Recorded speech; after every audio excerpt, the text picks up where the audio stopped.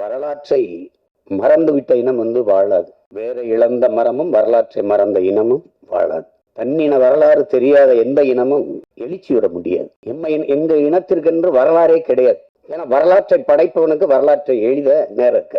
பிரச்சனையே கல்லணையை பார்த்ததுல எங்க பாட்டை ஒருத்தன் கல்லணை கட்டி வச்சிருக்கா, சோழன் ஆண்டு இருக்காங்க அரிகாலன்னு தெரியுது. பெருவுடையார் கோயில் இல்லைன்னா அதுவும் இல்லை. அருண்மொழி சோழன் ஒருத்தன் ஆண்டான், அவனுக்கு ஒரு மகன் இருந்தான் அரசேந்திர சோழன். உலகம் பூரா படையெடுத்து போய் வென்றாங்க. அப்படிலாம் வரலாற்று பதிவு எங்களுக்கு இல்லை. இப்போதைக்கு இருக்கிற எங்கள் முன்னோர்கள் தீரன் சின்னமலைக்கோ மருதுபாண்டிக்கோ பூலித்தேவனுக்கோ வேலு நாச்சியாருக்கோ அவங்களுக்கும் ஒன்றும் இல்லை. பாட்டனார் அழகுமுத்துக்கோனை பற்றி பேசலாம்னு படித்தா 30 பக்கம் இருக்குது. அதில் கடைசி 3 பக்கம் தான் அவரை பற்றி செய்திருக்கு. எல்லாம் தமிழர் இன வரலாறு நீங்கள் இப்படி பார்த்தீங்கன்னா முன்னோர்களுடைய இதை பார்த்துக்கிட்டே வரும்போது எதிரிகளால் வீழ்த்தப்பட்டதே கிடையாது. எல்லாம் உடன் பிறந்த ரத்த துரோகங்களை தான் தோக்கடிக்கப்பட்டது. கடைசி எங்கள் தலைவர் உட்பட எல்லாமே.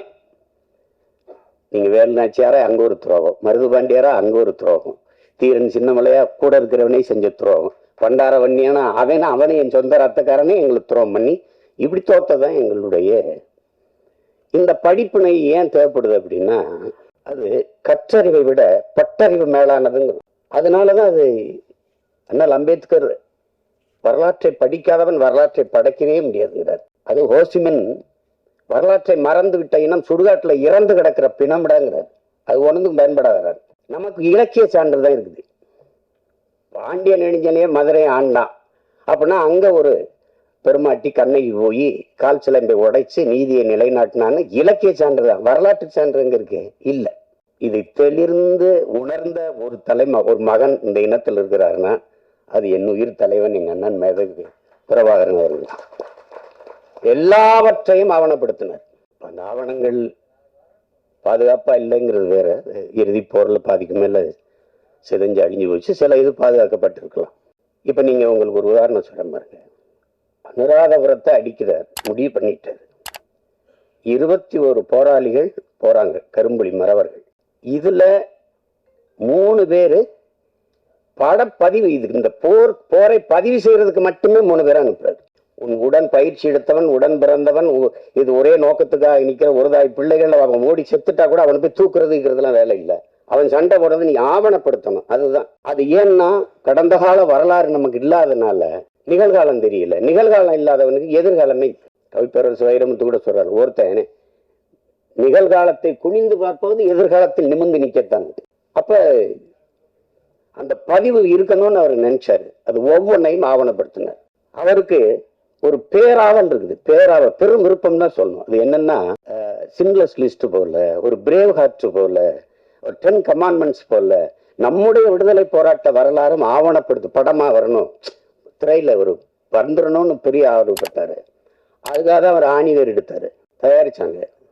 அதுக்கு பயிற்சி கொடுக்கறதுக்கு எங்க அப்பா பாரதிராஜா, ஐயா மகேந்திரன் போன்றவர்களை அழைச்சிட்டு போனாங்க. எங்க பிள்ளைகளுக்கே நீங்க பயிற்சி கொடுங்க, அவங்களே எடுத்துக்கிடுவாங்க. அப்படிதான் அந்த மாதிரி செஞ்சாரு. அதுலதான் எல்லாளன் படமும் எடுக்கப்பட்டது. ஆனா அவருக்கு ஒரு பெருங்கனவு இருந்தது. அது கெடுவாய்ப்பா நிறைவேறல. அதை எடுத்து ஆவணப்படுத்தணும். இப்ப தம்பி கூட சொன்னார், தலைவருடைய வரலாற்றை எடுக்கணும், பதிவு பண்ணணும். எடுக்கணும், உறுதியா எடுக்கணும். அதுல இருக்கிற பிரச்சனை என்னன்னா, நான் மேடையில் இப்படி பதாகை வச்சுன்னு வச்சிருக்கேன், எங்க அண்ணன் பதாகைய, அது நேரலையில போட மாட்டாங்க. அதுக்காக இந்த ஓரத்துல கொஞ்சம் வைங்க, அந்த ஓரத்துல வைங்க, பதிவு பண்றவங்களுக்கு எந்த தொந்தரவும் இல்லாம இருக்கட்டும்னு தள்ளி வைப்போம். வலையொலியில எங்க தலைவருக்கு வாழ்த்து அந்த பிறந்த நாள்ல வர்றதை அப்படியே அது புகார் அளித்து நீக்கிடுவாங்க. அப்படி தடை பண்ணிட்டு சுவரட்டி ஒட்டினீங்கன்னா காவல்துறைக்கு வேலையே அதை கிழிக்கிறது தான். நான் கூட சொன்னேன், போலீஸ் எல்லாம் என்ன பண்ணி கிழிச்சிங்கன்னா அது உங்க போஸ்டர் கிழிச்சோம்னு சொல்லணும்ல எதிர்காலத்துல. அதுக்கு தான் இந்த வேலை செய்யுது. நாங்களே குருவி செத்த பாரு அங்கேயே காசு சேர்த்து ஒட்டுவோம், கிழிச்சு விட்டுருவோம். ஏன்னா அதுக்கான அரசியல் சூழல் இல்லை. அதை முதல்ல உருவாக்கணும், அதுக்கப்புறம் இதை எடுக்கணும். அதுதான் நம்ம செய்ய வேண்டியது. அது செய்ய வேண்டியது. எப்படி இருக்குன்னா, இந்த ஆவணப்படுத்துதல் இப்ப அந்த வேலையை தான் இந்த படம் செய்யுது. இந்த சல்லியர்கள் படம் அது செய்யுது. நபிகள் நாயகம் சொல்றாங்க பாருங்க, அநீதியை கண்டு அச்சம் கொள்ளாமல் துணிஞ்சு நிற்பவன் எவனோ அவனே உண்மையான ஜிகாத்துங்கிறாங்க. அந்த மொழியில, நபிகளின் மொழியில சேவரசரர் உலகத்துல எங்கெங்க அநியாயம் நடக்குதோ, அக்கிரமம் நடக்குதோ, அதை கண்டு உன்னால பொறுத்து கொள்ள முடியாம நீ கோவப்படுவாயானால் நீனும் என் தோழனேங்கிறார். அவர் வழியில எங்கால என்ன சொல்ற, பண்ண பழகடா பச்சை படுகொலை பைந்தமிழினத்திற்கு உயிரடா விடுதலைங்கிறான். வலியோர் சிலர் எளியோர் தம்மை வதையை புரிகுவதா, மகராசர்கள் உலகாளுதன் நிலையாம் எனும் நினைவா, உலகால உனது தாய் மிகு உயிர்வாதை அடைகிறாள், உழவாது உதவாது இனி ஒரு தாமதம் உடனே விழித்தமிழாங்க.